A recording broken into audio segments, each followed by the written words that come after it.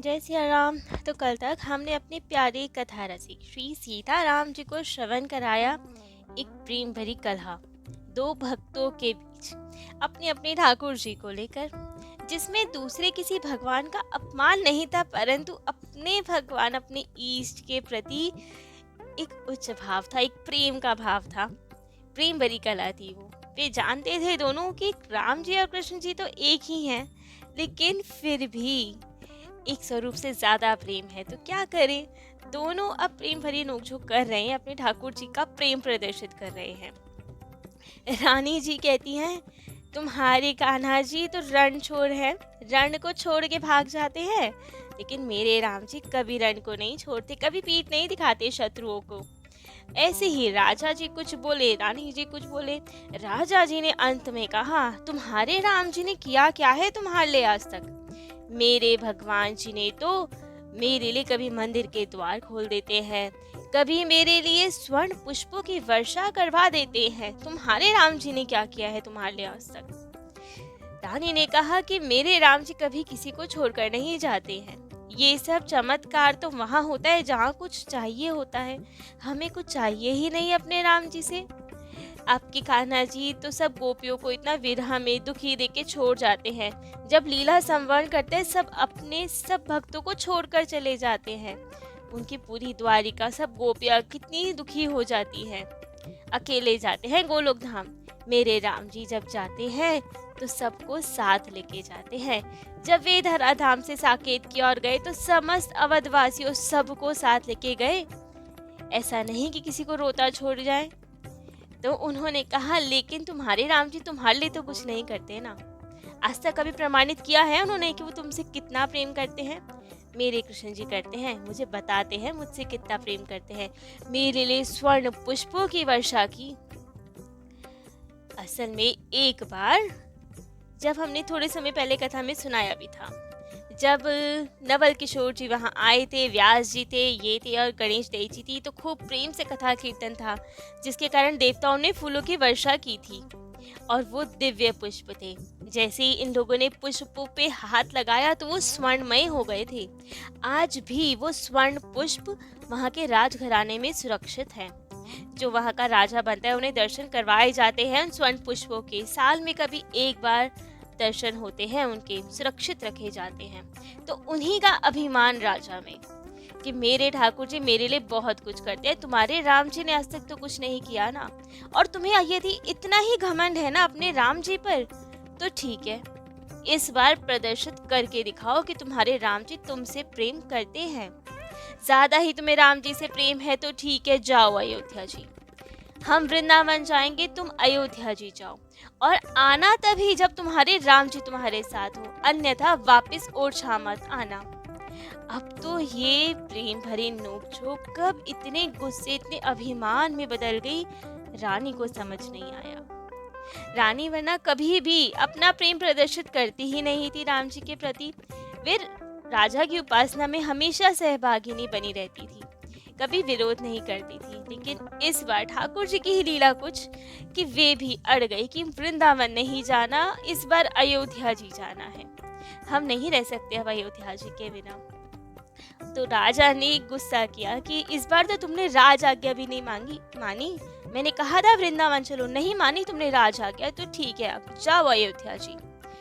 रानी को बहुत दुख कि अरे मैंने एक भक्त को दुखी कर दिया, जाने अनजाने कृष्ण भगवान जी के साथ भी भेदभाव किया, भगवत अपराध भी बना। जबकि ऐसा कुछ था नहीं, उनके मन में द्वेष नहीं था, लेकिन फिर भी भक्त हृदय अपनी ही गलती मानी। क्षमा पत्र भी भेजा राजा को, लेकिन राजा ने अस्वीकार कर दिया। थोड़ी देर बाद संदेश आया कि राजा ने आपके अयोध्या जी जाने की पूरी तैयारी कर दी है, सुरक्षा के सब प्रबंध है, आप चाहे तो जा सकती हैं। अब तो रानी जी को बहुत दुख, अपने प्यारे वो गुड्डा गुड्डी राम जी और अपनी बहू जानकी जी को हृदय से लगा के बैठी। क्या हो गया, हमसे अपराध हो गया लग रहा है आज, आप बताएं अब हम क्या करें। लेकिन जब ये संदेश मिला कि समुचित व्यवस्था हो गई, आप जाएं अयोध्या जी, तब तो सोचा शायद हमारे लाला ही ये चाहते कि हम उनके पास आ जाएं, उनका ही संकेत होगा। तो ठीक है, अब अयोध्या जी ही जाएंगे। तो निकल ली अयोध्या जी की ओर। डोली में बैठी समस्त सब नगरवासी सब उनकी भक्ति को जानते थे। धीरे धीरे सर्वत्र बात फैल गई कि रानी अयोध्या जी की ओर जा रही हैं। तब तक तो रानी के मन में थोड़ा आत्मबोध आत्मग्लानि थी कि हमने क्या क्या बोल दिया राजा को, लेकिन जब अयोध्या जी की ओर बढ़ी तो सब भूल गई। एक स्वप्न की नगरी थी उनके लिए अयोध्या जी। कब से जाना चाहती होंगी अयोध्या जी, क्योंकि राम जी से प्रेम है। और आज चाहे किसी भी बहाने, लेकिन आज अयोध्या जी जा रही है। संवत 1630 में निकली थी वे ओरछा से अयोध्या जी की ओर जा रही है। रास्ते में सर्वत्र राम जी की छवि दिख रही है कि मैं अयोध्या जी जा रही हूँ। सच में वहीं के चिंतन में राम जी में खोई हुई जा रही है। तभी थोड़े समय बाद आवाज आई, अयोध्या जी आ गया। क्या हम अयोध्या जी पहुंच गए? तो रानी को थोड़ी चेतना हुई। पालकी का पर्दा हटा के देखा, दिव्य नगरी अयोध्या जी। सब सेवक सेविकों को वहीं छोड़ दिया, आप यहीं रहिए, हमें कोई नहीं चाहिए अयोध्या जी में। पादुका हटा दी। अयोध्या जी में इनका क्या काम? उतरी पालकी से, अब पैदल ही जाएंगी, केवल एक सेवक एक सेविका साथ। और वो दिव्य नगरी अयोध्या जी में एक कदम रखा और वहां की रज में लौटने लगी। कितनी दिव्य नगरी, हर और सुंदर पौधे, पेड़, वृक्ष, सरयू मैया, सबके दर्शन हो रहे हैं। अनुभव कर रही है कि यही वो नगरी है ना जहाँ हमारे छोटे से राम लला जी चलते होंगे, चरण रज होगी उनकी, यहाँ खेलते होंगे राम जी अपने भाइयों के साथ। हर जगह राम जी की छवि उनका स्मरण करती हुई जा रही है, रो रही हैं कि कब से अयोध्या जी आने की सोची होगी लेकिन कभी नहीं आ पाई। आज अयोध्या जी में हूँ, विश्वास नहीं हो रहा है, स्वप्न जैसा लग रहा है। अयोध्या जी की भूमि में लौट रही है। आज तो उठने का भी नहीं मन कर रहा, मन करता है सब अंग में अयोध्या जी की रज लगा लूं जहाँ मेरे राम जी चले थे कभी। तो खूब आनंद, खूब प्रेम अश्रु बह रहे हैं, सब में रज लगी हुई है, सब और निहार रही है। राम जी की खुशबू आ रही है आज तो अयोध्या जी में से। वहाँ की हवा, वहाँ की धूप भी सुहावनी लग रही है। खूब आनंद है अयोध्या जी में। चलती जा रही है सब और श्री सीता राम नाम धुन छा रही है। आज भी अयोध्या जी जाते हैं तो ये सब लक्षण तो आज भी दिखते हैं। अलग ही सुगंध रहती है अयोध्या जी में, हर और सीता राम नाम की धुनी छाई रहती है। हर ओर से एक ही आवाज आती है, एक ही कीर्तन सुनाई देता है, सीता राम नाम का अद्भुत कीर्तन सुनाई देता है। संत दर्शन होते हैं अब इन्हें, बहुत सारे संतों के दर्शन हो रहे हैं। कोई तपस्या में, कोई प्रेम विभोर हो रहा है राम जी के। हर और राम नाम का आभास है, सर्वत्र राम नाम अंकित दिख रहा है। अति सुंदर अनुभव हो रहा है रानी को आज। प्रेम विभल हो रही है, ना चला जा रहा है, ना रुका जा रहा है, ना हंसा जा रहा है, ना रोया जा रहा है। क्या किया जाए? आने की भी खुशी है, राम जी के दर्शनों की भी व्याकुलता है, लेकिन चला भी नहीं जा रहा है, इतना प्रेम उन्मत्त है। कहाँ होंगे, कहाँ रहे होंगे मेरे राम जी, कहाँ चले होंगे मेरे राम जी। राम नाम धुनी सुनाई दे रही है तो कानों में अमृत सा घुल रहा है। क्या करे, गाने का भी मन हो रहा है लेकिन वाणी अवरुद्ध हो रही है, गाया भी नहीं जा रहा है।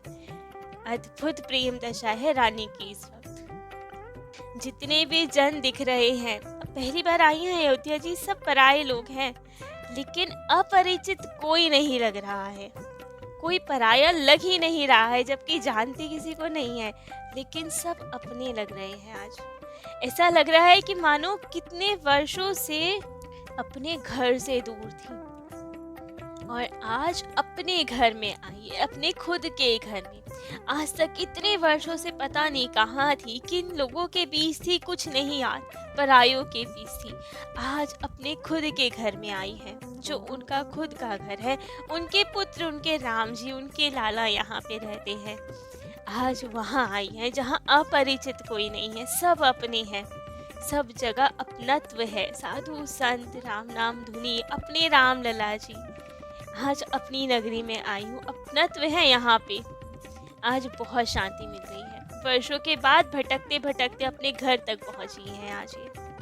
सब और देखा, सरयू मैया के दर्शन किए, हनुमानगढ़ी, कनक भवन, दशरथ महल, राम जन्मभूमि, सब और निहार रही हैं कहाँ होंगे मेरे लाला। और अब सरयू जी के तट पे जाते जाते कौशल्या घाट के पास पहुंची, जहाँ पे गोस्वामी तुलसीदास जी का स्थान, उनका आश्रम था। वहाँ खूब कथा कीर्तन चल रही थी। तुलसीदास जी महाराज एक बहुत सुंदर भजन गा रहे थे, राम जी के बाल स्वरूप का ही वर्णन कर रहे थे, जो भाव इनका था। ठुमक चलत रामचंद्र बाजत पैजनिया, इसी लीला का वर्णन कर रहे थे।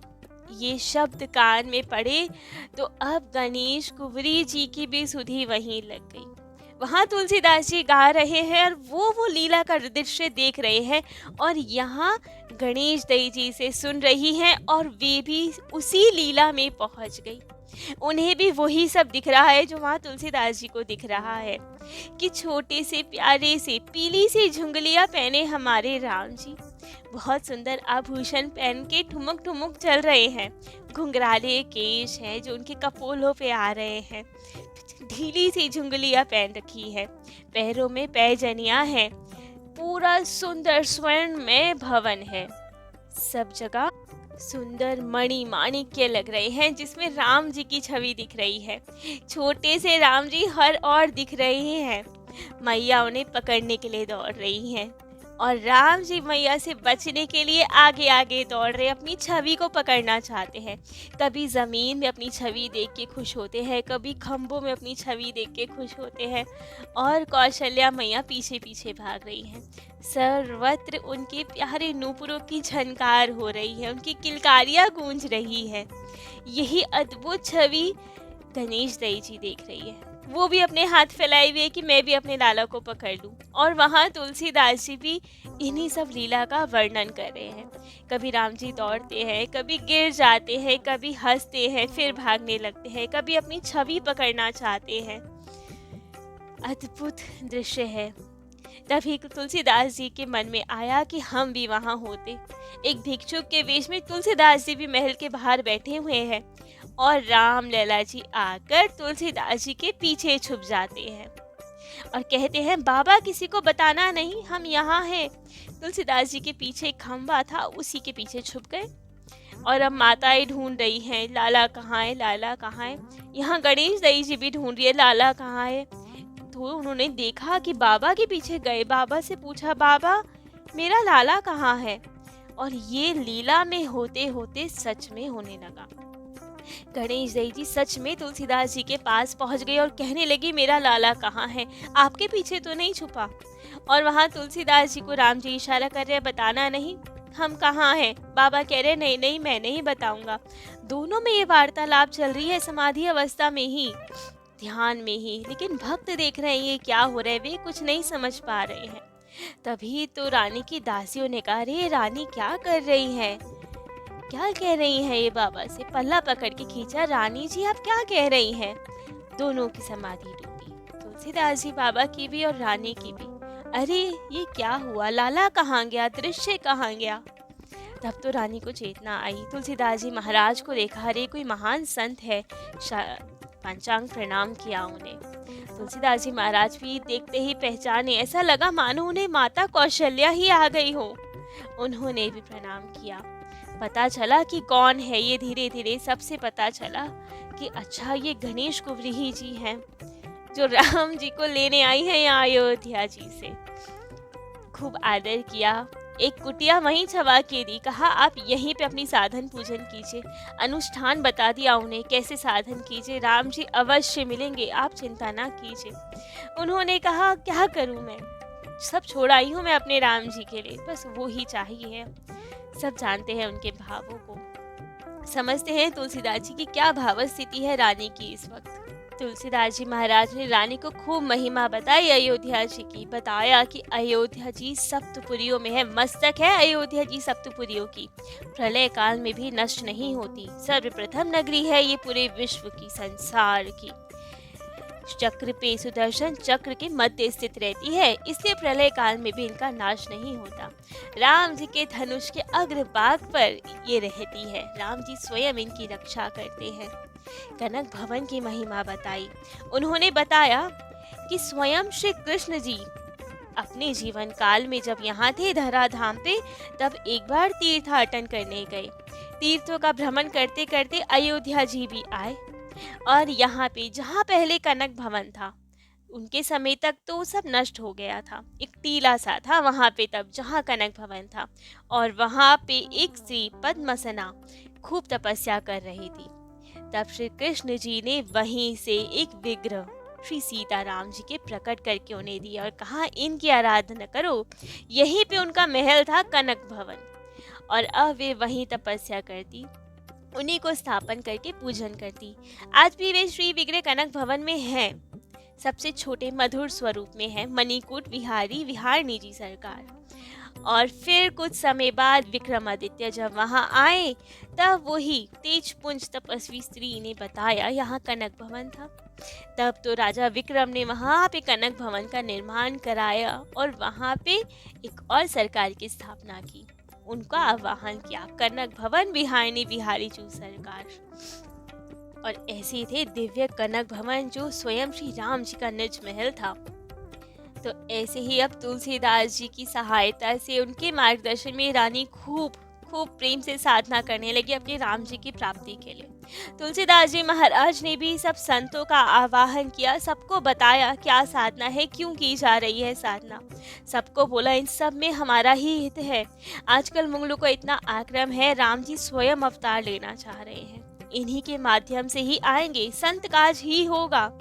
तो हम सबको रानी गणेश दई की सहायता करनी है, सबको मिलके ठाकुर जी से प्रार्थना करनी है कि इनके मनोरथ सिद्ध करें।